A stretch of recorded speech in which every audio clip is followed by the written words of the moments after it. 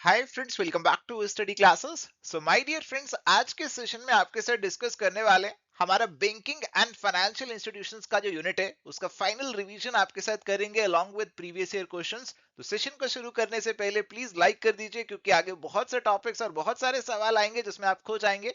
आइए फटाफट से सेशन को शुरू करते हैं।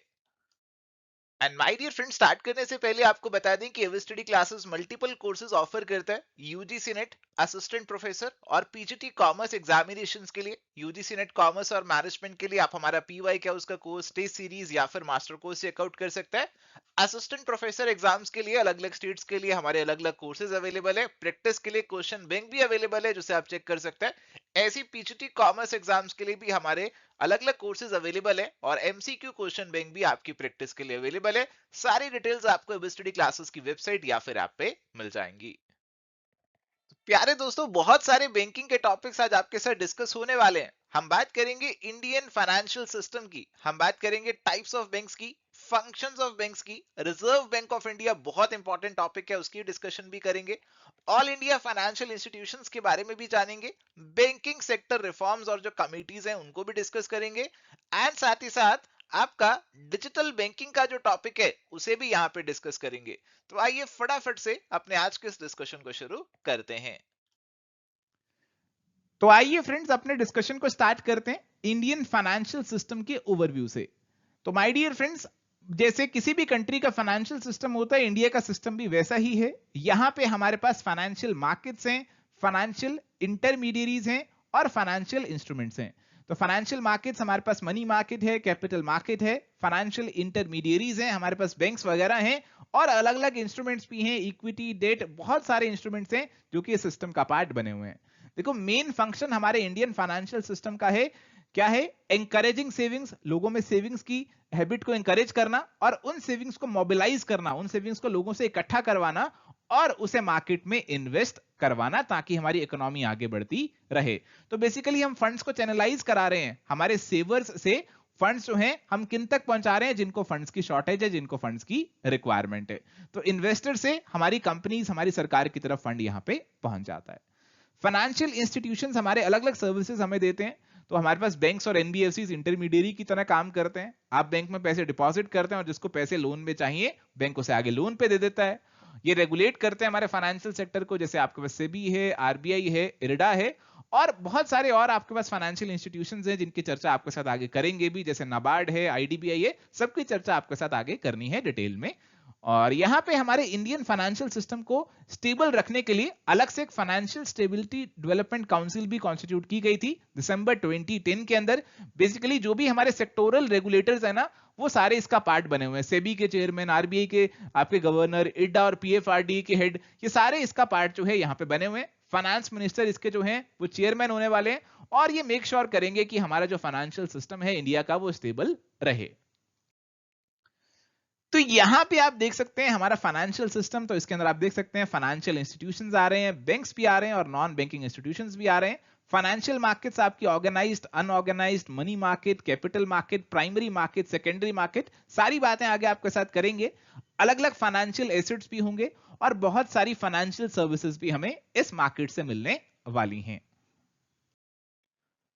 तो आइए आ जाते हैं हमारे बैंकिंग सिस्टम के ऊपर। हमारे बैंक्स की हम बात करें तो बैंक्स हमारे फंक्शंस के लिए जाने जाते हैं।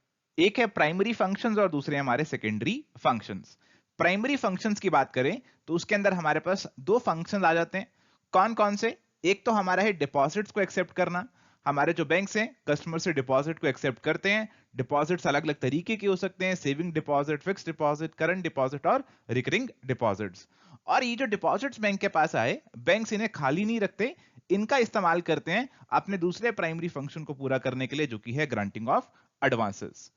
अगर बात करें सेकेंडरी फंक्शंस की, तो सेकेंडरी फंक्शंस के अंदर हमारे पास एक आते हैं एजेंसी या फिर रिप्रेजेंटेटिव फंक्शंस, जिसके अंदर बैंक जो है वो आपके एजेंट की तरह काम करता है। आपके बिहाफ पे चेक्स कलेक्ट करता है, पीरियोडिक पेमेंट्स कलेक्ट करता है, आपका पोर्टफोलियो मैनेज करता है और बहुत से ऐसे फंक्शंस परफॉर्म करता है। इसके अलावा हमारे पास होते हैं जनरल यूटिलिटी फंक्शंस। जैसे आप बैंक जाते हैं डिमांड ड्राफ्ट बनवाने, लेटर ऑफ क्रेडिट इशू कराने, लोकर फैसिलिटी अवेल करने, शेयर्स की अंडर राइटिंग कराने, फॉरेन एक्सचेंज खरीदने और इसके अलावा जो हमारे प्रोजेक्ट रिपोर्ट या फिर कोई भी फंक्शंस हैं जो कि bank as a general utility provide कर रहा है, वो हमारे यूटिलिटी फंक्शंस के अंदर आ जाते हैं। तो चलिए अब आ जाते हैं हमारी बैंकिंग क्लासिफिकेशन पे। तो हमारे इंडिया में आपको अलग अलग तरीके के बैंक्स देखने को मिलेंगे जी। एक देखने को मिलेगा कमर्शियल बैंक। कमर्शियल बैंक्स के अंदर आपके पास वो बैंक्स होंगे जिनका मकसद है प्रॉफिट कमाना। ये पब्लिक सेक्टर हो सकते हैं, प्राइवेट सेक्टर हो सकते हैं, फॉरेन बैंक्स हो सकते हैं और रीजनल रूरल बैंक्स भी हो सकते हैं। अगर बात करें हमारे पब्लिक सेक्टर बैंक्स की, तो पब्लिक सेक्टर बैंक्स जैसा कि नाम से समझ में आ रहा है, इसके अंदर मेजॉरिटी स्टेक हमारी गवर्नमेंट का होने वाला है और मेजॉरिटी बैंकिंग बिजनेस इंडिया के अंदर आपके पब्लिक सेक्टर बैंक ही संभाल रहे हैं। स्टेट बैंक ऑफ इंडिया इनमें सबसे बड़ा बैंक है और इसके अंदर फिलहाल कंसोलिडेशन की भी जो है वो यहाँ पे एक्सरसाइज चल रही है। हमारे बहुत सारे जो पब्लिक सेक्टर बैंक हैं उनको कंसोलिडेट करके यहाँ पे काम किया जा रहा है। और इसके अलावा हमारे पास अगर हम बात करें प्राइवेट सेक्टर बैंक्स की, तो प्राइवेट सेक्टर बैंक्स के अंदर हमारे पास वो बैंक्स आते हैं जिन्हें की प्राइवेट शेयर होल्डर्स ओन कर रहे हैं, ना कि हमारी गवर्नमेंट। कुछ हमारे पुराने प्राइवेट सेक्टर बैंक्स हैं जिन्हें नेशनलाइज नहीं किया गया था, जैसे आपका आईएनजी वैश्य बैंक है, करूर वैश्य बैंक है। और कुछ हमारे नए प्राइवेट सेक्टर के बैंक्स हैं जो कि अभी सेटअप किए गए हैं, जैसे axis, ICICI bank, Kotak Mahindra, HDFC और येस बैंक वगैरह। और इसके अलावा अगर हम बात करें फॉरेन बैंक्स की, तो ये वो बैंक्स हैं जिनका हेड ऑफिस जो है ना इंडिया से बाहर है, सिटी बैंक, एचएसबीसी, ये सब आपके इसके अंदर आ जाते हैं। और अगर आते हैं हमारे हम रीजनल रूरल बैंक्स आरआरबीज की तरफ, तो आरआरबीज हमारे जो सेटअप हुए थे, they were setup in 1975 after the legislation of regional rural bank act of 1976। तो अलग से कानून बनाया गया था और उस कानून के अंदर हमारे रूरल एरियाज के अंदर बैंकिंग को प्रमोट करने के लिए इन बैंक्स को सेटअप किया गया। और ध्यान में रखने वाली बात यह है कि इनको कौन ओन करता है? इनको सेंट्रल गवर्नमेंट भी ओन करती है, स्टेट गवर्नमेंट भी ओन करती है और इनका एक स्पॉन्सर बैंक भी होता है। अगर आए अपने कोऑपरेटिव बैंकिंग की तरफ, तो कोऑपरेटिव बैंक में हमारे पास वो बैंक्स आएंगे जो कि no profit no loss basis पे काम कर रहे हैं। अर्बन एरियाज, रूरल एरियाज दोनों में आपके ये काम कर रहे हैं। अर्बन कोऑपरेटिव्स जो हमारे हैं वो हमारे शेड्यूल्ड बैंक्स भी हो सकते हैं, नॉन शेड्यूल्ड भी हो सकते हैं, सिंगल स्टेट में काम कर सकते हैं और मल्टीपल स्टेट्स में भी काम कर सकते हैं। ऐसे ही हमारे जो रूरल कोऑपरेटिव्स हैं वो हमारे पास लॉन्ग टर्म और शॉर्ट टर्म में हम उन्हें क्लासिफाई यहां पे करते हैं। अर्बन कोऑपरेटिव बैंक्स हमारे पास जो हैं वो प्राइमरीली हमारे कोऑपरेटिव सोसाइटी एक्ट के अंदर जो है ऑपरेट कर रहे होते हैं। और यहां पे ये भी ध्यान में रखने की जरूरत है कि फिलहाल जो है आरबीआई ने अपना कंट्रोल ऐसे बैंक्स के ऊपर बहुत ज्यादा बढ़ा दिया। पहले आरबीआई का कंट्रोल इन बैंक्स के ऊपर काम होता था, but after the PMC bank issue RBI ने अपना कंट्रोल इनके ऊपर बढ़ा दिया है। रूरल कोऑपरेटिव्स की बात करें तो इसके अंदर हमारे पास शॉर्ट टर्म का क्रेडिट प्रोवाइड करने वाले जो बैंक्स हैं उसके अंदर अलग क्लासिफिकेशन चलती है, जिसमें सबसे ऊपर आपके स्टेट कोऑपरेटिव बैंक्स आते हैं और लॉन्ग टर्म वाले में सबसे ऊपर आपके state cooperative agricultural and rural development banks आते हैं। और इसके साथ साथ यहां पे हमारे पास अब जो है वो डिफरेंशिएटेड बैंक्स का कंसेप्ट भी आ चुका है। डिफरेंशिएटेड बैंक्स आपके पास क्या है कि एक टिपिकल स्पेसिफिक मार्केट को वो टारगेट यहां पे कर रहे हैं। इसके अंदर हमारे पास स्मॉल फाइनेंस बैंक्स है जो कि छोटे लेवल का फाइनेंस, कम फाइनेंस जो है अवेलेबल करवाने वाले हैं। और साथ ही हमारे पास पेमेंट बैंक्स है जो कि पेमेंट फैसिलिटीज को प्रोवाइड करवाने वाले, रेमिटेंस फैसिलिटीज को प्रोवाइड करवाने वाले हैं। तो चलिए दोस्तों अब आते हैं रिजर्व बैंक ऑफ इंडिया की तरफ। तो रिजर्व बैंक ऑफ इंडिया हमारा इंडिया का सेंट्रल बैंक है और इसके बारे में क्या चीजें आपको ध्यान में रखनी है। देखो जी, सबसे पहले तो आपको ये बात ध्यान में रखनी है कि कब इसका ओरिजिन हुआ, कैसे इसका ओरिजिन हुआ। तो हमारे पास एक हिल्टन यंग कमीशन, जिसे royal commission on Indian currency and finance के नाम से भी जाना जाता है, उसने जो है रिकमेंड किया कि इंडिया के लिए एक सेंट्रल बैंक होना चाहिए और 1 अप्रैल 1935 को जो है हमने इस बैंक को सेटअप किया, reserve bank of India act 1934 के तहत। इनिशियली हमारा जो आरबीआई का सेंट्रल ऑफिस था वो कलकत्ता हुआ करता था और बाद में ये मुंबई मूव कर गया। और इसके साथ साथ आपको ये भी पता होना चाहिए कि हमारा जो आरबीआई था ना, उसने हमारा जो बर्मा है और हमारा जो पाकिस्तान है उसका भी सेंट्रल बैंक एक्ट किया है। और अगर बात करें इसकी गवर्नेंस की, तो गवर्नेंस के अंदर हमारे पास एक सेंट्रल बोर्ड ऑफ डायरेक्टर्स होता है जिसे कि अपॉइंट करती है हमारी गवर्नमेंट ऑफ इंडिया 4 साल के लिए। इसके अंदर आपके कुछ ऑफिशियल डायरेक्टर्स होते हैं और कुछ नॉन ऑफिशियल डायरेक्टर होते हैं। ऑफिशियल डायरेक्टर्स आपके फुल टाइम होते हैं, इसके अंदर आपका आरबीआई का गवर्नर आ जाते हैं और इसके अलावा कुछ डिप्टी डायरेक्टर भी, डिप्टी गवर्नर भी आ जाते हैं। नॉन ऑफिशियल डायरेक्टर्स की बात करें तो इसमें से कुछ आपके गवर्नमेंट नॉमिनेट करेगी, कुछ लोकल बोर्ड से आपके उठकर आते हैं। आरबीआई के जो लोकल बोर्ड्स हैं मुंबई, कलकत्ता, चेन्नई और न्यू दिल्ली के अंदर, वहां से ये निकलकर आते हैं। और इसके साथ साथ यहाँ पे बोर्ड फॉर फाइनेंशियल सुपरविजन भी एक अलग से बनाया गया है। इसलिए बनाया गया है ताकि हमारा जो फाइनेंशियल सिस्टम है उसकी सुपरविजन हम कर सकें। हमारे रिजर्व बैंक के जो गवर्नर होते हैं वही इस बोर्ड के चेयरमैन भी होते हैं। और अगर बात करें कि कौन कौन से कानून आरबीआई एडमिनिस्टर करता है, तो आपको पता होना चाहिए कि जो आरबीआई एक्ट है वो तो ये एडमिनिस्टर करता ही करता है। इसके अलावा कुछ और भी कानून है जिसके अंदर आरबीआई की जिम्मेदारियां तय की गई हैं। जैसे हमारा बैंकिंग रेगुलेशन एक्ट 1949 का है, फॉरेन एक्सचेंज मैनेजमेंट एक्ट 1999, तो फेमा के अंदर भी आरबीआई को कुछ जिम्मेदारियां दे रखी हैं। Payment and settlement system act 2007 हमारे पास है। गवर्नमेंट सिक्योरिटीज से जुड़ी रेगुलेशंस हैं, उसके अंदर भी आरबीआई एक इंपॉर्टेंट रोल प्ले करता है। अगर बात करें wholly owned subsidiaries of RBI, तो कौन कौन सी ऐसी कंपनीज हैं जिनका पूरा कंट्रोल आरबीआई ने रखा हुआ है, तो वो हमारे पास है DICGC, deposit insurance and credit guarantee corporation of India. तो ये हमारे जो बैंक्स के पास हमने डिपॉजिट रखा होता है उसे ये गारंटी प्रोवाइड करते हैं कि हमारा पैसा बैंक्स के पास डूबेगा नहीं। इसके अलावा भारतीय रिजर्व बैंक नोट मुद्रण प्राइवेट लिमिटेड, ये बेसिकली आपके जो नोट्स की प्रोडक्शन है, करेंसी नोट्स की प्रोडक्शन है, उससे जुड़ी हुई है। Reserve bank information technology private limited एक और आम है यहाँ पे। और इसके अलावा Indian financial technology and allied services IFTAS। तो ये आपकी 4 major subsidiaries wholly owned by RBI, जिनके नाम आपको पता होने चाहिए। और यहां पे आता है हमारा नेशनल हाउसिंग बैंक NHB। देखो जो नेशनल हाउसिंग बैंक है ना, इसे एक पार्लियामेंट के अलग से एक्ट के तहत सेटअप किया गया था 1987 के अंदर। बेसिकली हाउसिंग फाइनेंस प्रोवाइड करने के लिए इसे सेटअप किया गया था। पहले तो आरबीआई के कंट्रोल के अंदर ही था ये पूरा, बट अब जो है हमने बजट 2018 के अंदर क्या किया, आरबीआई का जो स्टेक था वो हमारी गवर्नमेंट को ट्रांसफर यहां पे करवा दिया। चलो जी, अब आते हैं मेन फंक्शंस ऑफ आरबीआई कि आरबीआई के क्या मेन फंक्शंस हैं।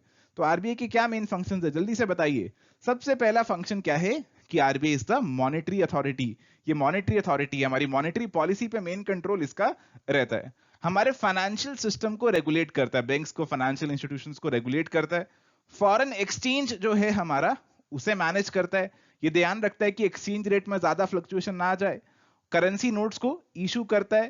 डेवलपमेंटल रोल भी है इसका, फाइनेंशियल लिटरेसी, फाइनेंशियल इंक्लूजन के लिए भी काम करता है। और साथ साथ हमारे जो पेमेंट एंड सेटलमेंट सिस्टम हमारे पास जो बने हुए हैं कि हम एक दूसरे को जो पेमेंट्स ट्रांसफर करते हैं उसको भी रेगुलेट ये करता है। और साथ ही साथ ये जो है एक बैंक की तरह बिहेव करता है, किसके लिए, हमारी गवर्नमेंट के लिए भी और हमारे जो बैंक्स बने हुए हैं उनके लिए भी। हमारे बैंक्स के लिए ये लेंडर ऑफ लास्ट रिजॉर्ट है, अगर बैंक डूबने लगे तो उनको सहारा आरबीआई से मिलेगा।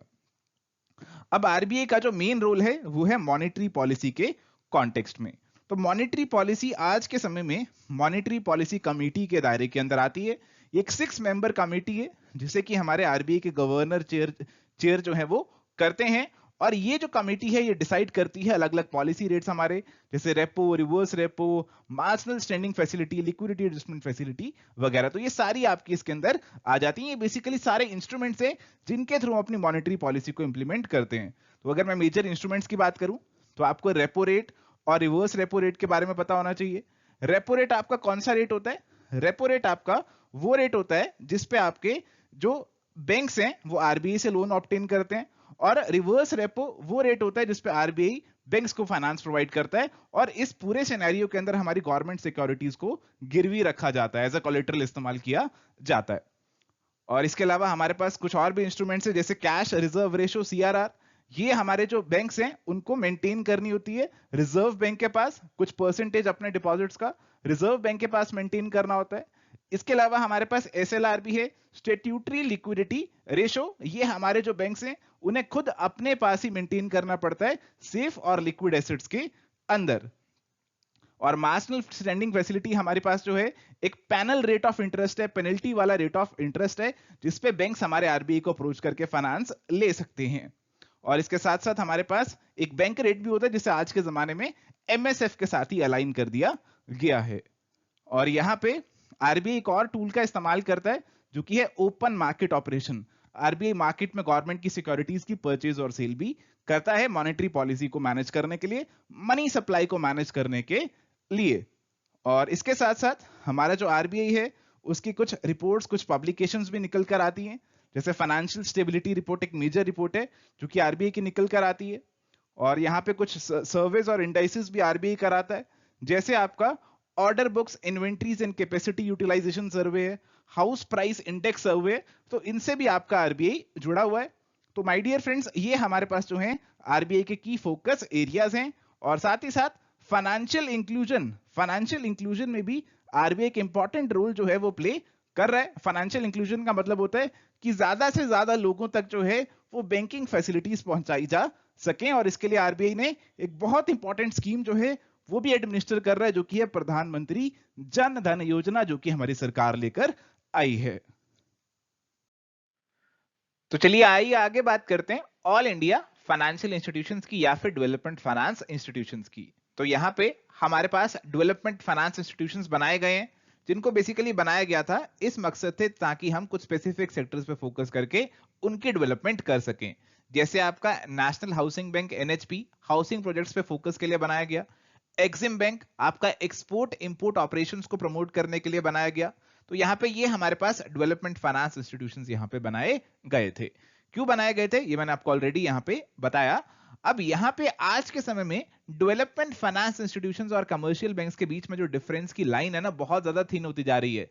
आपके ओरिजिनली जो डेवलपमेंट फाइनेंस इंस्टीट्यूशंस बने थे वो खुद आज बैंक बन चुके हैं। जैसे आप यहाँ पे नीचे लिस्ट में देख सकते हैं आईसीआईसीआई का नाम, ये आजकल खुद ही बैंक बन चुका है। तो इसमें से काफी सारे जो हैं आजकल फुल फ्लेज्ड बैंक का ही काम कर रहे हैं।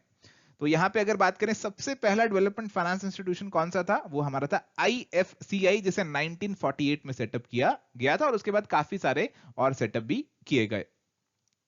तो यहाँ पे अगर हम बात करें अलग अलग डेवलपमेंट फाइनेंस इंस्टीट्यूशंस की, तो सबसे पहला हमारे पास आईएफसीआई है, जैसा आपको बताया 1948 में से सेटअप किया गया था।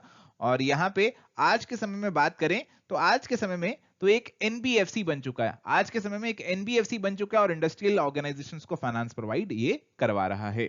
इसके बाद हमारे पास आता है ICICI industrial credit and investment corporation of India, जिसे कि 1955 में एस्टेब्लिश किया गया था। और हमारा जो आईसीआईसीआई बैंक है उसे 1994 में एस्टेब्लिश किया गया था। और मजे की बात तो ये देखिए कि आईसीआईसीआई बैंक के अंदर उसका जो पेरेंट ऑर्गेनाइजेशन था आईसीआईसीआई, वो यहाँ पे मर्ज हो गया। तो यहाँ पे बड़ी अजीब बात देखने को मिली कि हमारा पेरेंट कंपनी सब्सिडरी के साथ यहाँ पे मर्ज कर गया। और आईसीआईसीआई बैंक को आजकल कौन नहीं जानता, it is a universal bank, आपको सारी बैंकिंग फैसिलिटीज यहाँ से मिल जाती हैं। इसके बाद है IDBI industrial development bank of India, इसे 1964 में बनाया गया था हमारे इंडस्ट्रियल सेक्टर को प्रमोट करने के लिए, उसे फाइनेंस अवेलेबल कराने के लिए। और आज की डेट में ये भी आपका एक फुल फ्लेज्ड बैंक बन चुका है। 2004 से ये आपका यहाँ पे बैंक बन चुका है, और 2008 से इसका नाम भी आईडीबीआई बैंक लिमिटेड यहाँ पे कर दिया गया है। और अब तो ये 2019 से प्राइवेट सेक्टर बैंक बन चुका है। इसके बाद हमारे पास है नाबार्ड है national bank for agriculture and rural development. 1982 के अंदर ये हमारी एग्जिस्टेंस में आया था, और यहाँ पे कौन सी कमेटी के रिकमेंडेशंस पे से सेटअप किया गया था, शिवा रमन कमेटी के रिकमेंडेशंस पे से सेटअप किया गया था। और इसका एक अलग से एक्ट भी पास किया गया था, नाबार्ड एक्ट ऑफ 1981। आज के समय में बात करें, देखो पहले तो इसका कंट्रोल आरबीआई के पास था सारा, आरबीआई इसका ओनर भी था, बट अब जो है इसकी सारी शेयर होल्डिंग जो है वो हमारी गवर्नमेंट ऑफ इंडिया के पास आ चुकी है। इसके फंक्शंस की बात करें, देखो इसका मेन फंक्शन क्या है, इसका मेन फंक्शन है to refinance the financial institutions which finance the rural sector. तो ऐसे जो बैंक्स जो रूरल सेक्टर के लिए, एग्रीकल्चर के लिए लोन्स देते हैं ना, उनको ये पैसे देता है कि तुम आगे लोन्स बांटो एग्रीकल्चर और रूरल सेक्टर के लिए। और इसके अलावा रूरल डेवलपमेंट के लिए काम करता है, और हमारे जो रीजनल रूरल बैंक्स हैं और जो रूरल एरियाज में कोऑपरेटिव बैंक काम कर रहे हैं उनके ऊपर भी ये सुपरविजन अपनी रखता है। इसके बाद आते हैं स्टेट फाइनेंशियल कॉर्पोरेशंस एसएफसीज हमारे। तो हमारे स्टेट लेवल पे हमारी स्मॉल एंड मीडियम एंटरप्राइजेस को प्रमोट करने के लिए इन्हें सेटअप किया गया था। 1951 के अंदर हमारा स्टेट फाइनेंशियल कॉर्पोरेशंस एक्ट जो था उसे पास किया गया था, और पंजाब के अंदर पहले हमारे स्टेट फाइनेंस कॉर्पोरेशन को एस्टेब्लिश किया गया था। इसके बाद है मुद्रा micro units development and refinance agency limited, इसके पहले सिडबी भी था। चलो पहले मुद्रा की बात कर लेते हैं। देखो मुद्रा की बात करें तो मुद्रा is a wholly owned subsidiary of small industries development bank of India, यानी कि सिडबी। तो सिडबी की ही ये सब्सिडरी है मुद्रा। तो मुद्रा के अंदर हम क्या करते हैं, हमारे जो छोटे बिजनेसेस हैं, माइक्रो एंटरप्रेन्योर्स हैं, इंडिविजुअल्स हैं, उनको यहाँ पे फाइनेंस प्रोवाइड कराते हैं। देखो मुद्रा जो है ना, ये डायरेक्टली फाइनेंस आपको नहीं देता, ये भी नाबार्ड की तरह एक रीफाइनेंसिंग इंस्टीट्यूशन है। तो बेसिकली जो बैंक्स, जो इंस्टीट्यूशंस आपके स्मॉल बिजनेसेस को लोन दे रहे हैं ना, उनको ये रीफाइनेंस फैसिलिटी प्रोवाइड कराता है, उनको ये फाइनेंसिंग फैसिलिटी प्रोवाइड करवाता है। अगर बात करें सिडबी की, देखो सिडबी हमारे पास है small industries development bank of India. तो सिडबी को 1990 में सेटअप किया गया था by an act of parliament, और मकसद इसका आपको समझ ही आ रहा होगा, स्मॉल इंडस्ट्रीज की डेवलपमेंट के लिए, उन्हें फाइनेंस अवेलेबल कराने के लिए। और इनिशियली इसे सेटअप किया गया था as a subsidiary of IDBI, but अब ये आईडीबीआई की सब्सिडरी नहीं रहा है, अब अपने आप में एक इंडिपेंडेंट बॉडी बन चुका है। और इसके हेडक्वार्टर ना बहुत ही डिफरेंट है, बहुत ही अलग है इसके हेडक्वार्टर। नॉर्मली आपको सबके बॉम्बे, दिल्ली देखने को मिलेंगे, बट इसके हेडक्वार्टर जो है वो हमारे लखनऊ में सिचुएटेड है, जो कि आपको ध्यान में रखना है। चलिए इसके अलावा हम बात करते हैं एक्सिम बैंक की। Exim bank export import bank of India, foreign trade को प्रमोट करने के लिए, फाइनेंस अवेलेबल कराने के लिए बनाया गया 1982 के अंदर, और इसके लिए भी एक अलग से एक्ट पास किया गया था, export import bank of India act 1981। इसके हेडक्वार्टर आपके मुंबई के अंदर ही सिचुएटेड हैं। इसके बाद है India infrastructure finance company limited. देखो ये जो आपकी कंपनी है, इसे 2006 के अंदर बनाया गया। हमारे जो इंफ्रास्ट्रक्चर सेक्टर के प्रोजेक्ट्स हैं, बहुत लंबे समय के प्रोजेक्ट होते हैं और बहुत लंबे समय के लिए फाइनेंस होने चाहिए होता है, और इसी चीज को पूरा करने के लिए, इसी फाइनेंस रिक्वायरमेंट को पूरा करने के लिए इसे सेटअप किया गया था। इसके बाद है IDFC infrastructure development financing company. तो आईडीएफसी 1997 के अंदर बनाई गई थी। इसका मकसद था अगेन इंफ्रास्ट्रक्चर सेक्टर के लिए फाइनेंसिंग अवेलेबल कराना। आज की डेट में तो इसे बैंकिंग लाइसेंस मिल चुका है आरबीआई से। 2015 से आपका एक बैंक की तरह काम ये कर रहा है। इसके बाद आपका है यूटीआई यानी कि यूनिट ट्रस्ट ऑफ इंडिया, जिसे कि 1963 के अंदर एक पार्लियामेंट के एक्ट से हमने स्टेब्लिश किया था। आरबीआई जो था वो इसके ऊपर इनिशियली मेन कंट्रोल रखा हुआ था, और इसका मकसद था कि हम इंडिया के अंदर जो है स्मॉल इन्वेस्टर्स की सेविंग्स को हम क्या करें, एक्यूमुलेट करें और उसको इन्वेस्ट करें। बेसिकली म्यूचुअल फंड का जो कंसेप्ट है ना, उसे कहीं ना कहीं बढ़ावा देने के लिए इसे सेटअप यहां पे किया गया था। बट धीरे धीरे यहां पे इसमें बहुत चेंजेस आते रहे, और यहां पे आज के समय में ये अपने आप में एक इंडिपेंडेंट एंटिटी बन चुका है, और यूटीआई म्यूचुअल फंड हमारा यहां पे अलग से चल रहा है। तो चलिए आते हैं हमारे अगले टॉपिक की तरफ, जो कि है Basel norms and risk management. तो रिस्क बेसिकली क्या है, एक फ्यूचर अनसर्टेनिटी है, कि फ्यूचर अनसर्टन, हमारे बैंक्स के लिए भी फ्यूचर अनसर्टन है, उन्हें नहीं पता कि फ्यूचर में क्या होने वाला है। और हमारे बैंकिंग सेक्टर में हमें 6 मेन टाइप के रिस्क देखने को मिलते हैं। कौन कौन से? क्रेडिट रिस्क देखने को मिलता है। क्रेडिट रिस्क का मतलब होता है कि हमने बोरोवर को पैसे दिए और कल को वो पैसा हमारा डूब गया, एनपीए होने का खतरा। ऑपरेशनल रिस्क, हमारे ऑपरेशन में कोई दिक्कत आ जाए, हम सीबीएस सिस्टम को फॉलो करके काम कर रहे हैं और इस सिस्टम में कोई दिक्कत आ जाए। मार्केट रिस्क, हमारे मार्केट में जो हम इन्वेस्ट कर रहे हैं या फिर हमारे जो बैंक्स हैं वो मार्केट से जुड़े हुए हैं, शेयर मार्केट से जुड़े हुए हैं, उसके अंदर अप्स एंड डाउन्स आते रहते हैं, तो उसका रिस्क आ गया। सिस्टेमेटिक रिस्क हमारा एक्सटर्नल रिस्क है, जो कि सभी बैंक्स को इफेक्ट कर रहा है। आपकी गवर्नमेंट की पॉलिसी चेंज हो गई, आपकी इनस्टेबल गवर्नमेंट हो गई, ये सारे रिस्क आते हैं इसके अंदर। आपका बिजनेस रिस्क, हो सकता है बैंक्स इनफ प्रॉफिट्स ना जनरेट कर सके, उसका बिजनेस वायबल ना हो जाए, ये यहां पे एक रिस्क है। रेपुटेशन रिस्क, बैंक की रेपुटेशन खराब हो जाए, बैंक की इज्जत जो है वो मिट्टी में मिल जाए। ऐसा कैसे हो सकता है कि बैंक के अंदर कोई फ्रॉड हो जाए और यहां पे हमारे जो लोग हैं उनका विश्वास उस बैंक से उड़ जाए। अब यहां पे हमारे पास आते हैं बेसल नॉर्म्स। तो यहां पे रिस्क को मैनेज करना बहुत जरूरी है, और इसी के लिए हमारे पास आए हैं बेसल नॉर्म्स। असल में जो बेसल है ना, वो एक शहर का नाम है जो कि आपका स्विट्जरलैंड के अंदर सिचुएटेड है। ये बेसिकली आपका हेडक्वार्टर है ब्यूरो ऑफ इंटरनेशनल सेटलमेंट का, BIS का ये हेडक्वार्टर है, जिसका मकसद है कि हमारे जो सेंट्रल बैंक्स हैं उनके बीच में कॉपरेशन रहनी चाहिए वर्ल्ड वाइड। और यहीं पे हमारे जो बड़े बड़े सेंट्रल बैंक्स हैं उन्होंने मिलकर बनाया है basal committee on banking supervision, BCBS, और इसी ने आपके बेसल नॉर्म्स जो हैं वो बनाए हैं। तो बेसल नॉर्म्स की अगर हम बात करें तो उसके अंदर देखो सबसे इंपॉर्टेंट जो कंसेप्ट आता है ना, वो है कैपिटल एडिक्वेसी रेशो, CAR, या फिर इसे CRAR भी बोलते हैं। तो ये रेशो आपकी किस चीज की रेशो है, इसका फॉर्मूला सबसे पहले आपको ध्यान में रखना है। किसके फॉर्मूला में हमारे न्यूमरेटर में आती है कैपिटल और डिनोमिनेटर में आता है हमारा रिस्क। कैपिटल टू रिस्क आपकी ये रेशो है। अब जो न्यूमरेटर में आपकी कैपिटल है उसको हम 2 टीयर में बांटते हैं, टीयर 1 और टीयर 2। टीयर 1 वाली जो आपकी कैपिटल है ना, ये आपकी प्योर कैपिटल है, ये आपकी कोर कैपिटल है। इसके अंदर आपके जो कॉमन इक्विटी स्टॉक है वो आ जाएगा, आपके रिजर्व्स वगैरह वो भी यहाँ पे आ जाएंगे। बट जो टीयर 2 कैपिटल है ना, वो यहाँ पे आपकी थोड़ी सी मिलावटी कैपिटल है, वो प्योर कैपिटल नहीं है, वो सप्लीमेंट्री कैपिटल है। रीवैल्यूएशन रिजर्व वगैरह, आपके हाइब्रिड इंस्ट्रूमेंट्स जिसके अंदर आपके कन्वर्टिबल जैसे शेयर्स टाइप हो गए, कन्वर्टिबल डिबेंचर्स टाइप हो गए, तो ये सारी चीजें आपकी इसके अंदर आ जाती हैं। So this is not the pure capital. और अगर हम बात करें हमारे डिनोमिनेटर की, उसके अंदर हमारे पास जो एसेट्स आते हैं ना, प्लेन एसेट्स नहीं आते, हम एसेट्स को वेटेज देते हैं। किसके बेसिस पे? उनके रिस्क के बेसिस पे। तो हम रिस्क वेटेड एसेट्स अपने डिनोमिनेटर में कंसीडर करते हैं। तो अलग अलग एसेट्स हमारे बैंक के पास है, उनसे अलग अलग रिस्क अटैच्ड है, उस रिस्क से उस एसेट की वैल्यू को मल्टीप्लाई करते हैं और फिर हमारा जो है डिनोमिनेटर निकलता है। तो जैसे हमारे बैंक के पास कुछ पड़ा हुआ है, क्या पड़े हुए हैं, कुछ ऐसे लोन्स दिए हुए हैं या फिर कुछ ऐसा क्रेडिट कार्ड का बैलेंस पड़ा हुआ है जो कि अभी कस्टमर ने पे नहीं किया, उस पे बैंक को कितना रिस्क है? उस पे बैंक को 100% से भी ज्यादा रिस्क है। बैंक का पैसे तो डूब सकता ही सकता है और साथ ही साथ बैंक के कुछ कलेक्शन चार्जेस, लीगल चार्जेस भी लग सकते हैं, तो 100% से भी ज्यादा खर्चा है। कुछ चीजें ऐसी हैं, कुछ एसेट्स ऐसी हैं जिसमें बिल्कुल भी खतरा नहीं है। जैसे बैंक के पास कैश पड़ा हुआ है, तो कैश में क्या खतरा? बैंक का कुछ बैलेंस आरबीआई के पास पड़ा हुआ है, तो इसमें भी कोई खतरा नहीं है। तो इसके बेसिस पे हम अपने एसेट्स को वेटेज देते हैं और निकालते हैं रिस्क वेटेड एसेट्स, और इसी के बेसिस पे हमारी कैपिटल एडिक्वेसी रेशियो निकल कर आती है।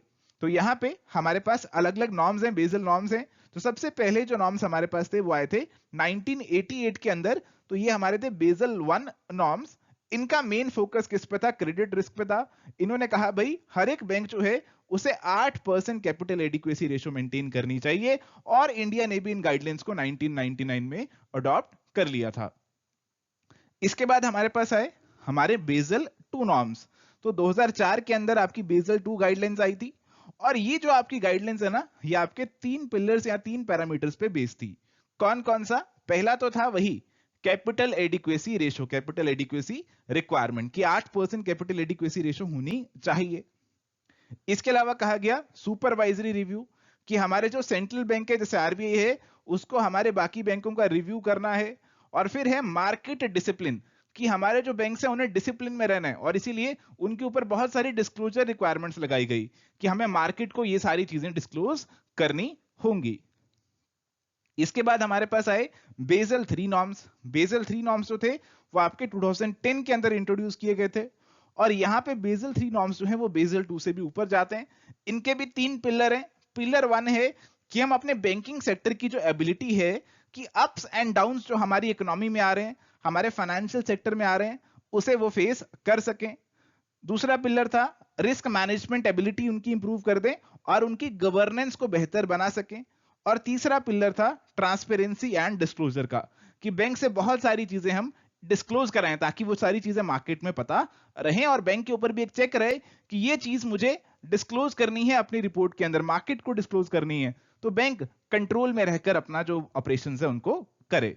तो ये थे हमारे अलग अलग बेसल नॉर्म्स, और इंडिया करंटली जो है बेसल 3 नॉर्म्स को फॉलो करने की कोशिश कर रहा है और इस पे काम चल रहा है। तो चलिए आते हैं हमारे अगले टॉपिक की तरफ, जो कि हमारे पास है डिजिटाइजेशन ऑफ बैंकिंग। तो आजकल आप सभी जानते हैं कि हमारी जो बैंकिंग है वो डिजिटल मैनर में हो रही है। ऑनलाइन तरीके से हम फंड्स को ट्रांसफर करते हैं और फंड्स को रिसीव भी करते हैं। कभी भी किसी भी समय हम फंड ट्रांसफर कर सकते हैं और अपनी स्टेटमेंट कभी भी चेक कर सकते हैं। बैंक जाने की जरूरत नहीं है। एक ट्रांसपेरेंट मैनर में हमारा सभी काम आसानी से हो जाता है, कोई रिस्क भी नहीं होता बैंक जाके पैसे निकलवा कर लाओ। तो बहुत फायदेमंद है आपके पास डिजिटल बैंकिंग। अगर बात करें मोड्स ऑफ डिजिटल पेमेंट की, तो अलग अलग मोड्स हमारे पास यहाँ पे अवेलेबल हैं। जैसे हमारे पास बैंकिंग कार्ड्स अवेलेबल है, डेबिट कार्ड, क्रेडिट कार्ड के बारे में कौन नहीं जानता। एटीएम आपके पास अवेलेबल है। एटीएम आपके पास क्या होता है? ऑटोमेटेड टेलर मशीन, वहां जाके गए और पैसे निकाल लिए। बहुत सारी ट्रांजैक्शंस और भी वहां से कर सकते हैं।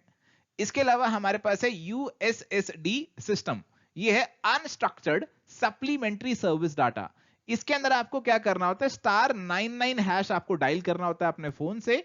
आपका बैंक अकाउंट के साथ अगर आपका जो फोन लिंक्ड है तो आप *99# डायल कीजिए और आप बहुत सारी फैसिलिटीज जो है अपने फोन पे अवेल कर सकते हैं। चाहे आपके पास सिंपल फीचर फोन है उस पर भी मिल जाएंगे, स्मार्टफोन की रिक्वायरमेंट नहीं है। इसके अलावा हमारे पास आ गए हैं आधार एनेबल्ड पेमेंट सिस्टम। तो अगर आपका अकाउंट नंबर से आपका आधार लिंक्ड है तो सिंपली आधार नंबर के थ्रू ही आप पेमेंट्स वगैरह भी यहां पे कर सकते हैं। और UPI, unified payment interface, UPI का इस्तेमाल हम सभी करते हैं पैसे ट्रांसफर करने के लिए। कुछ खरीदने जाते हैं तो यूपीआई के थ्रू आसानी से पैसे ट्रांसफर कर देते हैं। देखो यूपीआई क्या होता है, हम अपने बैंक की यूपीआई ऐप डाउनलोड कर सकते हैं और हमारी एक वर्चुअल आईडी हम यहाँ पे क्रिएट कर लेंगे और उस आईडी के थ्रू हम पैसे भेज भी सकते हैं और पैसे रिसीव भी कर सकते हैं। इसके अलावा हमारे पास है मोबाइल वॉलेट, एम वॉलेट, इसमें आप पैसे रख सकते हैं और इसके इस्तेमाल कर सकते हैं जब भी आपने कोई पेमेंट करनी हो तो इसमें आप पैसे डाल के रख सकते हैं। और इसके अलावा है पीओएस यानी कि पॉइंट ऑफ सेल।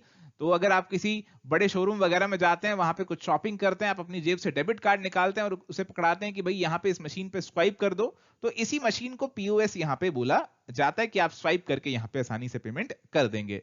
और इसके अलावा हमारे पास इंटरनेट बैंकिंग भी एक बहुत इंपॉर्टेंट टूल है डिजिटल बैंकिंग का, जिसके अंदर हमारे पास आता है NEFT, national electronic fund transfer, RTGS, real time gross settlement, और आईएमपीएस आपका इमीडिएट पेमेंट सर्विस। तो एनईएफटी के अंदर यहाँ पे आप बेनिफिट ये है कि आप कितने भी मिनिमम ₹1 की ट्रांजैक्शन भी कर सकते हैं, बट यहाँ पे आपकी जो ट्रांजैक्शन है वो इमीडिएटली प्रोसेस नहीं होती, रियल टाइम में प्रोसेस नहीं होती। आरटीजीएस में आपकी रियल टाइम में प्रोसेस हो जाती है, बट यहाँ पे मिनिमम अमाउंट कम से कम आपका 2 लाख होना चाहिए। और इन दोनों से भी बेहतर फैसिलिटी अब आ गई है, आईएमपीएस इमीडिएट पेमेंट सर्विस आपके पास अवेलेबल है। रियल टाइम में कितने भी पैसे आपको ट्रांसफर करने हो, 1 रुपया करना हो, 1 रुपए से 2 लाख तक आप यहाँ पे पैसे ट्रांसफर कर सकते हो रियल टाइम के अंदर, कभी भी 365 डेज 24/7 फैसिलिटी आपके पास ये अवेलेबल है। ऐसा नहीं कि जब बैंक खुलेंगे तभी फैसिलिटी मिलेगी, ये फैसिलिटी आपके पास 24/7 अवेलेबल है। इसके अलावा हमारे पास अगर हमें इंटरनेशनल ट्रांजैक्शंस करनी है तो हमारे पास है Swift. Swift is the society for world wide inter bank financial telecommunication. तो अगर आपको पैसे बाहर भेजने हैं तो आपको आईएफएससी कोड की जगह आपको स्विफ्ट कोड यहां पे जो है कोड करना पड़ता है। तो आपके बैंक का एक इंटरनेशनल स्विफ्ट कोड होगा जिसका आप इस्तेमाल करेंगे अगर आपको इंटरनेशनल पेमेंट्स यहां पे करनी है। इसके अलावा हमारे पास भारत बिल पे सिस्टम भी है, जिसके थ्रू हम अपने बिल्स की आसानी से पेमेंट कर सकते हैं। आपके अलग अलग एरियाज के अंदर यहाँ पे यूनिट्स बना दिए जाएंगे जहां पे आप जाकर एजेंट्स के थ्रू अपनी पेमेंट्स आसानी से कर पाएंगे। और Bhim Bharat interface for money, Bhim एक बेसिकली यूपीआई ऐप है जिसके थ्रू आप अपनी पेमेंट्स वगैरह कर सकते हैं। NPCI national payments corporation of India, ये बेसिकली एक एजेंसी है, एक कंपनी है, नॉट फॉर प्रॉफिट कंपनी है, जिसका मकसद है हमारे retail payment and settlement system in India को रेगुलेट करना, मॉनिटर करना, प्रमोट करना। इसके हेडक्वार्टर आपके मुंबई के अंदर लोकेटेड है। आपका ये आरबीआई का इनिशिएटिव है, आरबीआई से ये जुड़ा हुआ है और हमारी रिटेल पेमेंट सिस्टम्स को इंप्रूव करने के लिए काम कर रहे हैं। जो सारे पेमेंट सिस्टम्स की भी बात करी उसमें कहीं ना कहीं एनपीसीआई का एक बहुत इंपॉर्टेंट रोल हमें देखने को मिला है। और अभी क्या कर रहा है एनपीसीआई, बहुत सारे नए इनिशिएटिव्स पे काम कर रहा है। आपने रुपए के बारे में भी सुना होगा। रुपए हमारे जैसे डेबिट कार्ड होते हैं उसके अंदर वीजा है, मास्टर है, वैसे ही आपके पास अब रुपए वाले कार्ड्स भी अवेलेबल हो गए। तो रुपए is basically an initiative of NPCI. पर यहां पे देखो जी डिजिटल बैंकिंग में कुछ चैलेंजेस भी हैं। एक चैलेंज है कि अलग अलग फ्रॉड्स हमें फेस करने पड़ सकते हैं। जैसे हमारे पास है फिशिंग का फ्रॉड। हमारे पास मेल आती है जो कि हमें लगता है हमारे बैंक से आई है, बट असल में वो मेल बैंक से नहीं होती, किसी फ्रॉडस्टर से होती है जो कि हमारी बैंकिंग डिटेल्स हमसे लेना चाहता है। इसके अलावा अगर हमें कॉल आती है तो हम उसे विशिंग बोलते हैं, अगर हमें एसएमएस आता है तो हम उसे स्मिशिंग बोलते हैं। हमें फोन करके कहा जाता है कि मैं आपके बैंक से बोल रहा हूं, आपकी लॉटरी निकली है, आप ये डिटेल मुझे दे दीजिए, आप ओटीपी बता दीजिए। तो ये सारे फ्रॉड्स हमें देखने को मिल रहे हैं। इसके अलावा कार्ड स्किमिंग का फ्रॉड भी देखने को मिलता है। आप कार्ड डालते हैं एटीएम में पैसे निकालने के लिए, बट हमारे जो हैकर्स हैं उन्होंने एटीएम ही हैक किया होता है और आपके पूरे कार्ड की स्कैनिंग यहां पे वो कर लेता है। एक डुप्लीकेट कार्ड आपका सारा तैयार यहां पे हो जाता है, आपकी सारी डिटेल्स जो हैं वो उनके पास कैप्चर हो जाती हैं। इसके अलावा हमारे पास एक स्पूफिंग भी एक ई बैंकिंग का फ्रॉड है। देखो स्पूफिंग के अंदर आपके हैकर क्या करते हैं, बिल्कुल बैंक जैसी दिखने वाली वेबसाइट बना देते हैं। आप सर्च करेंगे अपने बैंक को, आपसे गलती से कुछ गलत टाइप हो गया और हैकर ने जो है वो पकड़ लिया कि ये आप गलती करते हैं, तो इस गलत नाम से वो वेबसाइट क्रिएट कर देता है बैंक की। तो आपने उस साइट पे विजिट किया, आपको लगा ये तो मेरे बैंक की साइट है, आपने वहां पे अपने आईडी पासवर्ड सब डाल दिए और वो हैकर तक फिर पहुंच जाते हैं और फिर वो आपके अकाउंट से जो करना चाहे वो कर सकता है। चलिए तो प्यारे दोस्तों, यहाँ पे हमने अपने टॉपिक्स तो डिस्कस कर लिए, बट अभी डिस्कशन बाकी है प्रीवियस ईयर क्वेश्चंस के ऊपर। तो अभी कुछ प्रीवियस ईयर के सवाल आपके साथ डिस्कस करेंगे और आप कोशिश करिएगा कि आप अपने जो आंसर्स हैं वो पहले देने की कोशिश करें। तो आइए फटाफट से अपने सवालों की ओर बढ़ते हैं। चलिए तो यहाँ पे हमारे पास सवाल है लिस्ट 1 और लिस्ट 2 की मैचिंग हमें यहाँ पे करनी है। तो लिस्ट 1 के अंदर हमें दिया role of the commercial bank, NBFC service, non depository institution, depository institution, और लिस्ट 2 में भी कुछ बातें दे रखी हैं। तो लिस्ट 2 की बातें help to consumer, mutual saving bank, hire purchase और म्यूचुअल फंड। तो role of the commercial bank को मैच करना है, एनबीएफसी की सर्विस को मैच करना है। देखो एनबीएफसी की सर्विस को तो मैं आसानी से वैसे मैच कर ही सकता हूँ। हायर परचेज जो है एक सर्विस है जो कि एनबीएफसी देते हैं, और आपको सी और डी में डिफरेंस क्लियर होना चाहिए, तभी आप आगे की मैचिंग कर पाओगे। तो प्यारे दोस्तों, आपका जो डिपॉजिटरी इंस्टीट्यूशन है, ये वो इंस्टीट्यूशन है जो कि लोगों से पैसे की फॉर्म में डिपॉजिट लेते हैं। जैसे आपके बैंक वगैरह होते हैं ना, लोगों से पैसे की फॉर्म में डिपॉजिट लेते हैं, तो ये आपके डिपॉजिटरी इंस्टीट्यूशन हो गए।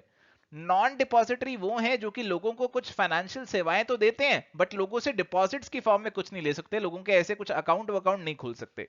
तो इसके अंदर आपके म्यूचुअल फंड वगैरह आ जाएंगे।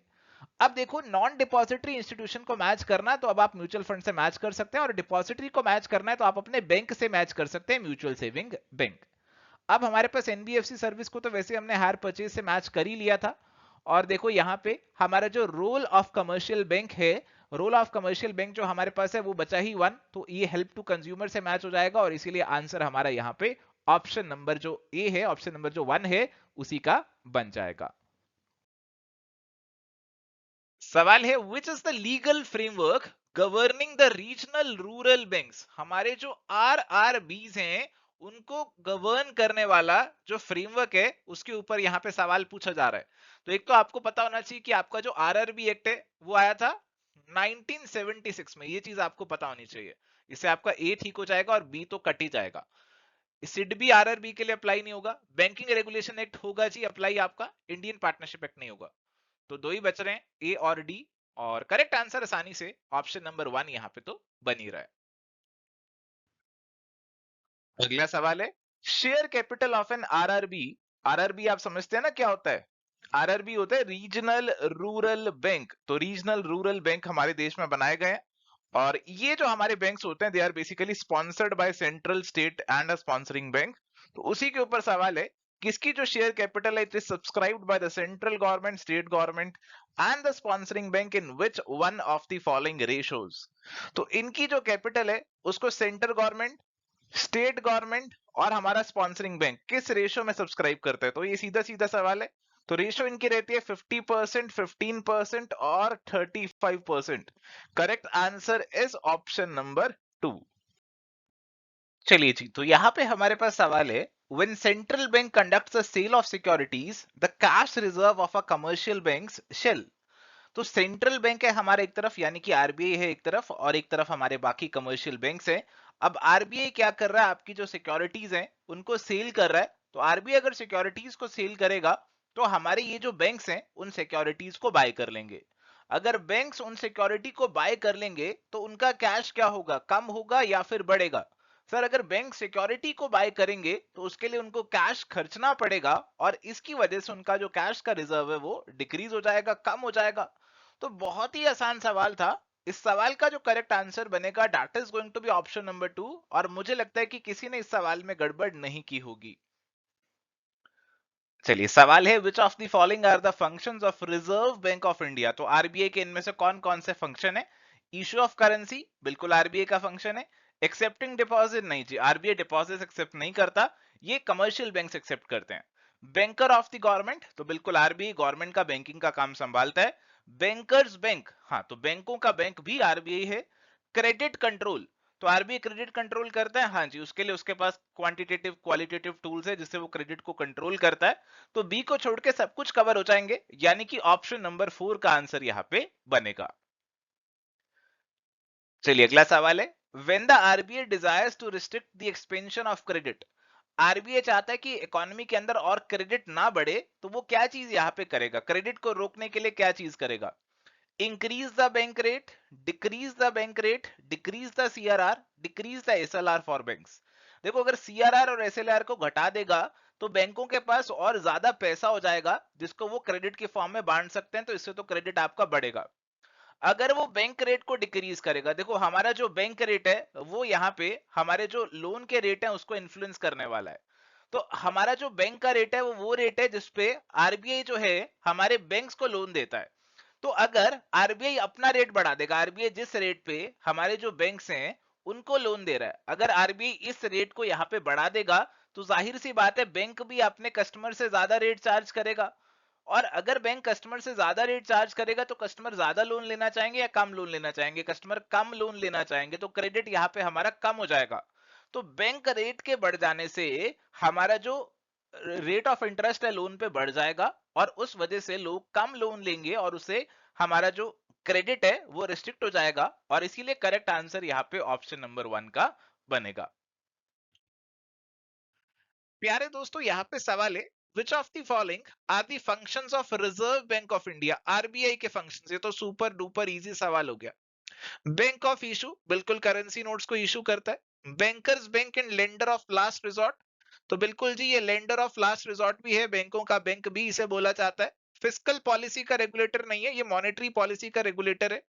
क्रेडिट कंट्रोल करता है, अलग अलग इसके टूल्स हैं जिससे क्रेडिट कंट्रोल करता है, यहाँ पे इंस्ट्रूमेंट से। कस्टोडियन ऑफ फॉरेक्स रिजर्व्स भी है हमारा ये। तो सी वाला नहीं आएगा, बाकी सब तो आ रहे हैं, ए बी डी और ई, तो इसीलिए करेक्ट आंसर आपका यहाँ पे ऑप्शन नंबर 2 का बन जाएगा। तो प्यारे दोस्तों यहाँ पे सवाल है मैच द फॉलोइंग का। लिस्ट 1 और लिस्ट 2 आपको यहाँ पे दे रखी हैं। लिस्ट 1 में कुछ कमिटीज हैं और लिस्ट 2 में उनके पर्पस हैं, बैंकिंग से जुड़ी हुई कमिटीज हैं। और इसके अंदर आपकी जो बेजल कमेटी है, it is Basel committee on banking supervision, तो इसे तो आप 3 से मैच कर लेंगे और इसके बेसिस पे शायद आप 1 और 4 को एलिमिनेट भी कर दें। 2 और 3 में से आपको चूज करना पड़ेगा।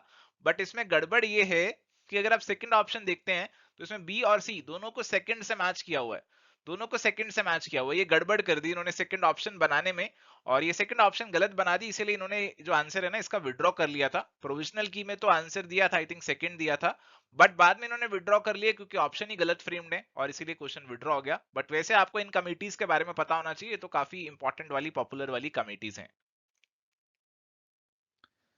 चलिए तो यहां पे हमारे पास सवाल है, which one of the following statements is true about the risk considered for capital requirement under Basel II?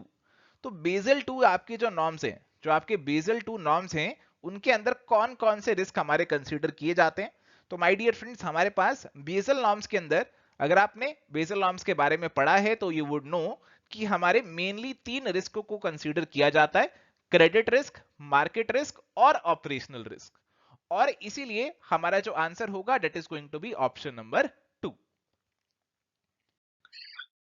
तो प्यारे दोस्तों यहाँ पे हमारे पास सवाल है, which of the following are the 3 pillars of Basel 2? तो हमारे जो बेजल 2 नॉर्म्स हैं उनके 3 पिलर कौन से हैं उस पर ये सवाल है। Minimum capital requirement, supervisory review, leverage, market discipline और कैपिटल कंजर्वेशन बफर। तो हमारे जो 3 बेसिक पिलर्स हमें यहाँ पे देखने को मिलते हैं बेजल 2 नॉर्म्स के, they include minimum capital requirement, supervisory review and market discipline. A B और डी ये 3 पिलर होते हैं हमारे, और इसीलिए correct answer is going to be option number 3 कि हमारे पास कैपिटल रिक्वायरमेंट एडिक्वेट होनी चाहिए, प्रॉपर सुपरविजन चलता रहना चाहिए हमारे बैंकिंग इंस्टीट्यूशंस का, और एक मार्केट डिसिप्लिन भी मेंटेन करना जरूरी है। A B and D option number 3 is going to be the correct answer. Next question हमारे पास बहुत ही आसान है, which one of the following statement is false regarding the transactions of internet banking? तो इंटरनेट बैंकिंग से आप क्या नहीं कर सकते? बैलेंस इंक्वायरी कर सकते हैं, हाँ कर सकते हैं। अकाउंट स्टेटमेंट निकाल सकते हैं, निकाल सकते हैं। किसी को पैसे ट्रांसफर कर सकते हैं, बिल्कुल कर सकते हैं। क्या कैश विड्रॉ कर सकते हैं? क्या इंटरनेट से कैश निकाल सकते हैं? नहीं, इंटरनेट से कैश कैसे निकाल सकते हैं? आपको कैश निकालने के लिए तो बैंक या एटीएम ही जाना पड़ेगा ना। तो यहाँ पे फॉल्स वाली हमारे पास जो है वो ऑप्शन नंबर 4 ही हो जाएगी और यही आंसर यहाँ पे बनेगा। चलिए सवाल है, the practice of forging a return address on an email so that the recipient is fooled into revealing private information is termed as? Option है hacking, cracking, dumpster diving या फिर स्पूफिंग। अब कई बार क्या करता है, हम अपना जो ईमेल एड्रेस है ना उसको ऐसा दिखाने की कोशिश करते हैं कि बहुत ही जेन्युइन ईमेल एड्रेस है, ऐसा लगता है कि आपको किसी गवर्नमेंट ऑर्गेनाइजेशन से आया या फिर किसी बहुत बड़ी कंपनी से आया, बट वास्तव में वो होता नहीं है।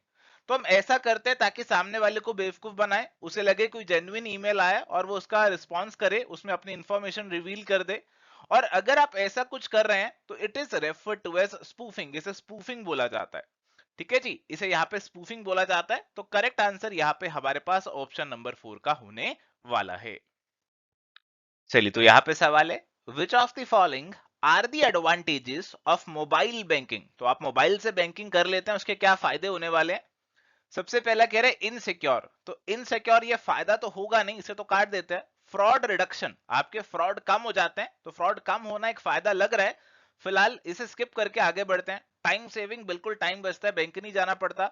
सेपरेट इंटरनेट रिक्वायर्ड, हाँ मोबाइल में इंटरनेट तो चाहिए, बट ये एडवांटेज नहीं हुआ, ये तो आपकी लिमिटेशन हो गया कि इंटरनेट कनेक्शन लेना पड़ेगा।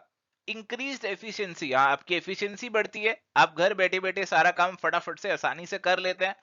तो यहाँ पे आपका सी और ई तो कवर होंगे ही होंगे, और अगर आप सी और ई को कवर कर रहे हैं तो उसके साथ में आपको एक और चूज करना पड़ेगा, क्योंकि आपके सभी ऑप्शंस में आपके 3 हैं जो दिए हुए हैं, 3 आपको चूज करने ही करने पड़ेंगे, तो 2 तो हमने रिजेक्ट कर ही दिए हैं। तो फ्रॉड रिडक्शन को यहाँ पे कंसीडर कर लेते हैं कि आपके फ्रॉड यहाँ पे कुछ हद तक कम हो जाएंगे। बी, सी और ई हमारा जो आंसर है ऑप्शन नंबर 1 का यहाँ पे बनेगा। कुछ लोगों को फ्रॉड रिडक्शन में कुछ कंफ्यूजन हो सकती है कि सर फ्रॉड बढ़ भी तो रहे हैं। देखो, हर चीज के 2 पहलू होते हैं, कुछ फ्रॉड कम भी हो रहे हैं और कुछ फ्रॉड बढ़ भी रहे हैं, और इस क्वेश्चन के हिसाब से जो हमारा अप्रोप्रिएट आंसर बन रहा है वो ऑप्शन नंबर 1 का ही बन रहा है। तो आपको लकीर का फकीर नहीं बनना है, क्वेश्चन का आंसर देते हुए आपको ओपन माइंड रखना है, आपको मोस्ट अप्रोप्रिएट आंसर जो है वो चूज करना है। सवाल में लिखा भी हुआ है, choose the most appropriate answer from the options given below. अगला सवाल है, which of the following statements are correct. पहला स्टेटमेंट दिया, NEFT allows the customer to transfer funds with a maximum limit of rupees 3 lakh per day. तो पहला statement सही है क्या? नहीं जी, पहला स्टेटमेंट हमारा सही नहीं है, क्योंकि कोई लिमिट नहीं है, कोई मैक्सिमम लिमिट नहीं है। IMPS allows to transfer funds in an insta payment mode, तो IMPS से आप इंस्टेंटली पैसे ट्रांसफर कर सकते हो, तो ये सही लग रहा है। Minimum limit to transfer funds via RTGS, तो आरटीजीएस अगर आपने किसी को करना है तो उसके लिए आपका जो मिनिमम अमाउंट रखा गया है वो 2 लाख है, ना कि 2.5 लाख, तो इसीलिए ये आपका कट जाएगा। Instant real time payment system developed by national payment corporation of India is UPI, तो बिल्कुल सही है। तो हमारा यूपीआई जो है नेशनल पेमेंट कॉर्पोरेशन ने डेवलप किया, और इससे आप इंस्टेंटली पेमेंट कर सकते हैं। For clearing of cheques under positive pay system, minimum limit is ₹50,000। तो एक नया सिस्टम अभी नया सिस्टम लेकर आया आरबीआई, जिसके अंदर अगर आपको कोई चेक अगर आप काट के इशू कर रहे हैं जो कि कुछ अमाउंट से ज्यादा है, तो उसमें आपको बैंक को पहले बताना पड़ेगा कि हाँ मैं ऐसे ऐसे चेक भेज रहा हूँ, इशू कर रहा हूँ, तो आप उसे क्लियर कर देना। तो ऐसा कुछ सिस्टम है। बट इस स्टेटमेंट के बारे में अगर आपने नहीं भी सुना, नहीं भी पढ़ा, आपका आंसर मार्क हो जाएगा यहाँ पे, क्योंकि यहाँ पे आपको 2 ही चूज करने हैं। आपकी ऑप्शंस में नजर जाएगी तो आपको 2 ही चूज करने हैं, और 2 हमें ऑलरेडी पता लग चुके हैं कि बी और डी आपके सही हो जाएंगे। हमें ये पता लग चुका है कि ए और सी आपके पक्का गलत है, तो ए और सी अगर आपके पक्का गलत है तो ये भी कट गया, ये भी कट गया, ये भी कट गया, बचता आपका ऑप्शन नंबर 1 ही है, बी और डी ही बचता है, तो इसीलिए आंसर यहाँ पे हमारा ऑप्शन नंबर 1 ही बनेगा। चलिए, तो सवाल है जी, what are the positive attributes of mobile banking. आजकल हर कोई मोबाइल बैंकिंग करता है, हर कोई चाहता है मोबाइल से ही सारा काम हो जाए, और इसके पॉजिटिव बातें हमसे पूछी जा रही हैं। Negative experience in European countries, अरे ये तो पहला स्टेटमेंट ही नेगेटिव आ गया, पॉजिटिव तो नहीं है। वायरलेस एप्लीकेशन प्रोटोकॉल, वायरलेसली सारा काम हो जाता है, कोई तारों का झंझट तो नहीं है, पॉजिटिव हो सकता है। Advanced penetration of mobile network, तो पेनिट्रेशन मोबाइल नेटवर्क की बढ़ रही है, तो अच्छी बात है, पॉजिटिव साइड ले सकते हैं। लेस सिक्योरिटी, ये तो नेगेटिव हो गया। फास्टर डाटा प्रोसेसिंग, ये पॉजिटिव हो गया। तो बी, सी और ई हैं, और 3 ही चूज करने हैं। करेक्ट आंसर ऑप्शन नंबर 3 आसानी से यहाँ पे लगा सकते हैं। चलिए, यहाँ पे एक सवाल है बहुत सीधा साधा, विच one of the following is used for international money transfer. तो इंटरनेशनल मनी ट्रांसफर करना है तो आरटीजीएस, एनईएफटी, आईएमपीएस तो नहीं चलेगा। आपका जो स्विफ्ट कोड है उसका इस्तेमाल यहाँ पे किया जाएगा। स्विफ्ट की फुल फॉर्म आपको पता होनी चाहिए, society for world wide inter bank financial telecommunication. तो जो स्विफ्ट है उस कोड का इस्तेमाल किया जाता है इंटरनेशनल मनी ट्रांसफर के लिए। So correct answer is option number 3। चलिए, तो यहाँ पे सवाल है, which of the following are the objectives of IMPS, immediate payment service. तो आज की डेट में हमारे पास आईएमपीएस अवेलेबल है, जिससे आप इमीडिएटली किसी को कोई पेमेंट करनी है आसानी से ट्रांसफर कर सकते हैं। To enable bank clients to use mobile instruments as a channel for accessing their bank accounts and remit funds, तो आप मोबाइल के माध्यम से आप अपने जो फंड्स है उसको ट्रांसमिट कर सकते हैं। To build the foundation for a full range of mobile based banking services, तो ये भी कहीं ना कहीं सही है। To subserve the goal of RBI in digital payments, तो ठीक लग रहा है ये भी। To make payment simpler with the mobile number of the beneficiary, तो मोबाइल नंबर के माध्यम से आप पेमेंट्स कर सकते हैं। To restrain a nationwide payment system facilitating one to one funds transfer. अब देखो ए बी सी और डी, ये वाले जो पॉइंट्स है ये कहीं ना कहीं सपोर्ट कर रहे हैं आईएमपीएस को, बट ये जो ई वाला पॉइंट है ये बात करता है रिस्ट्रेन करने की, हमें चार चूज करने हैं, तो ई वाला तो रिस्ट्रेन करने की बात कर रहा है, सीधा सीधा ही कट जाएगा। करेक्ट आंसर हमारे पास ऑप्शन नंबर 2 यहाँ पे बन जाएगा। चलिए तो प्यारे दोस्तों यहाँ पे सवाल है, which one of the following are disposed to promote financial inclusion? इनमें से किससे आपकी जो फाइनेंशियल इंक्लूजन है ना वो यहाँ पे प्रमोट होने वाली है? पुअर क्वालिटी ऑफ सर्विसेज, इससे कैसे होगी? हाई ट्रांजैक्शन कॉस्ट, इससे भी नहीं होगी। Universal access to financial services, तो सबको यूनिवर्सल लेवल पे एक्सेस मिले फाइनेंशियल सेवाओं का, तो ये तो फाइनेंशियल इंक्लूजन हो गया। लैक ऑफ ट्रस्ट, इससे भी नहीं होगी। तो सीधा सीधा आंसर, ये तो बिल्कुल ही सीधा और आसान सवाल बन गया, ऑप्शन नंबर 3 आपका आंसर यहाँ पे सीधा सीधा बन जाएगा। चलिए तो प्यारे दोस्तों यहाँ पे एक बहुत ही सीधा डायरेक्ट आसान सवाल है, which one of the following digital payment systems is developed and managed by National Payment Corporation of India NPCI? National payment corporation of India ने कौन से पेमेंट सिस्टम को इनमें से डेवलप किया है? पेटीएम, भारत पे, मास्टर कार्ड, ये तो प्राइवेट वाले हो गए, मास्टर कार्ड तो आपका फॉरेन वाला हो गया। रुपए जो है इसे डेवलप किया है आपके एनपीसीआई, ये हमारा देसी देसी सिस्टम है, जैसे मास्टर कार्ड और वीजा है वैसे ही हमारा जो रुपए है वो हमारा देसी सिस्टम है। ऑप्शन नंबर 4 करेक्ट आंसर यहाँ पे हमारा बनेगा, because RuPay has been developed by national payments corporation of India. चलिए तो यहाँ पे सवाल है, the coexistence and cooperation between formal and informal, एक तो ना स्पेलिंग मिस्टेक इस बार काफी थे पेपर में, informal financial sector is commonly refer to as, तो फॉर्मल वाला भी है और आपका इनफॉर्मल वाला भी है, जैसे इंडिया वाले केस में दोनों सेक्टर देखने को मिल जाते हैं। Flexibility of operation, financial dualism, well regulated financial system, catering the financial needs of the modern economy. तो प्यारे दोस्तों इन्होंने ना ऑप्शंस घटिया बना दिए, अगर ऑप्शंस बढ़िया बनाते तो पक्का स्टूडेंट्स कंफ्यूज होते, बट आप इसमें से देख सकते हैं कि एक ही टर्म है, एक ही आपको कुछ टर्मिनोलॉजी लग रही है, वो है फाइनेंशियल डुअलिज्म, और साथ में दो चीजों की बात हो रही है, फॉर्मल इनफॉर्मल की, तो डुअलिज्म वर्ड यहाँ पे आपका फिट भी बैठ जाता है। तो फाइनेंशियल डुअलिज्म जो है आई थिंक आपने आंसर लगा लिया होगा सोच विचार के, या फिर थोड़ा सा ट्रिक्स ही लगा के आपने आंसर ऑप्शन नंबर 2 ही लगाया होगा सबने। तो कई सवाल ऐसे पेपर में आएंगे जो वहीं सोच के आप ट्रिक से कर सकते हैं, तो सारी चीजें आप घर से रट के नहीं जा सकते, क्वेश्चन पढ़ेंगे कई बार ऑप्शंस को देख के भी आपको पता लग जाएगा कि यही आंसर होना चाहिए, बाकी ऑप्शंस तो जबरदस्ती बनाए हुए लग रहे हैं, बाकी ऑप्शंस यहाँ पे आपके सेट नहीं बैठ रहे हैं। सो थैंक यू प्यारे दोस्तों, बहुत बहुत शुक्रिया आज हमारे साथ जुड़ने के लिए। अगर आपको आज का सेशन अच्छा लगा तो जाते जाते वीडियो को लाइक जरूर करना, और ऐसे और सेशंस के लिए हमारे चैनल को सब्सक्राइब कर लेना। Ever study classes multiple courses भी ऑफर करते हैं यूजीसी नेट, पीजीटी और असिस्टेंट प्रोफेसर एग्जाम्स के लिए, उसके लिए आप हमारी ऐप और वेबसाइट को जरूर चेकआउट करना। मिलते हैं जी नेक्स्ट सेशन में, till then goodbye, take care, all the best.